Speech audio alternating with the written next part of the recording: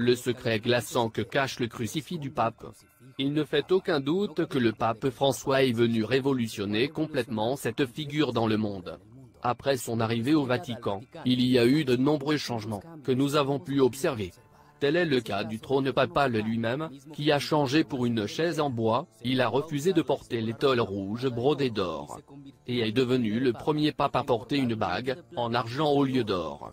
En plus d'être le premier latin à atteindre cette place importante au sein de l'Église catholique.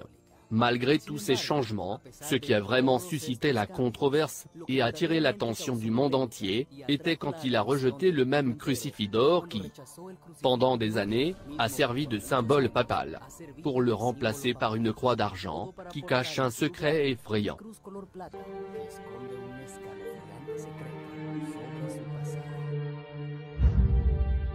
Voici cette croix. Que représente-t-elle? Le bon berger comme nous dit le pape? Ou est-ce un symbole maçonnique?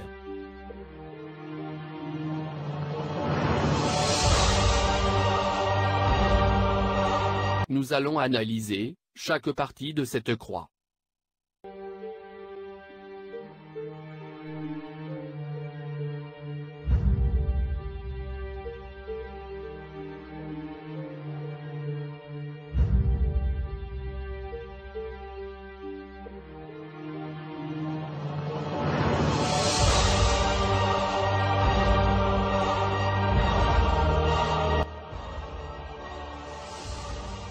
Il est important que vous accordiez beaucoup d'attention à chaque image qui sera montrée. Ici nous pouvons voir le dieu égyptien Osiris. Cette position des mains croisées est un message d'accueil, ou de bienvenue, adressé à des démons, présents dans un lieu spécifique. C'est aussi la salutation avec laquelle on identifie les francs-maçons.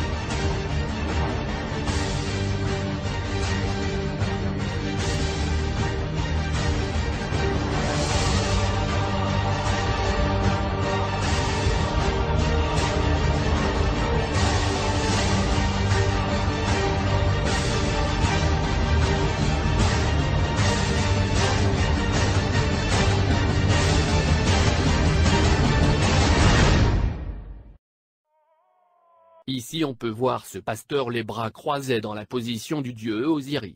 Passons maintenant à l'oiseau sur cette croix. Cet oiseau représente le Saint-Esprit. Mais pas de façon normale, en marche arrière piquée. Quel message nous transmet-il? Ce péché ne sera pas pardonné. Ni dans cette vie ni dans la vie prochaine. Tel est le message.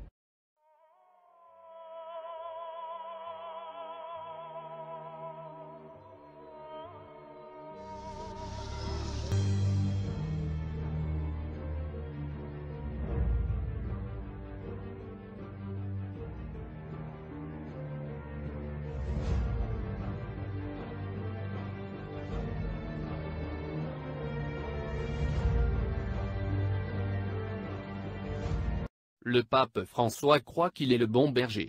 Et ses défenseurs, ses justificateurs ne sont pas intelligents. Quand il l'appelle mon père. Vous avez pour père le diable, et vous voulez accomplir les désirs de votre père. Jean 8 verset 44. Comprenons ceci, beaucoup des cardinaux et des membres du clergé savent que cette église n'est pas dans la vérité. Mais ils préfèrent se taire.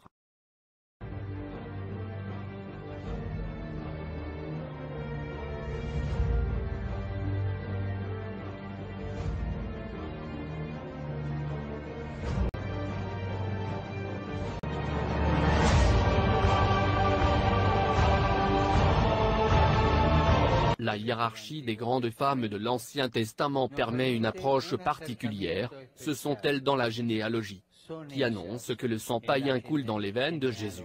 Le sang païen coule dans les veines de Jésus. Que la colère de Dieu tombe sur lui. Corre sangre pagana, que por las venas de Jesús corre sangre pagana. Que la cólera de Dios caiga sobre esos herejes.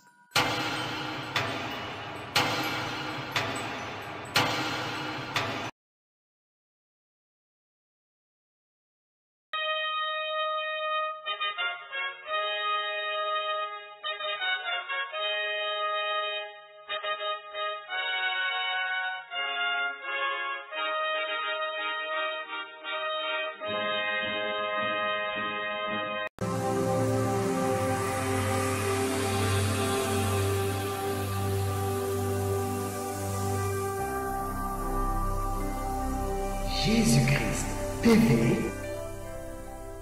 vous connaîtrez la vérité et la vérité vous affranchira.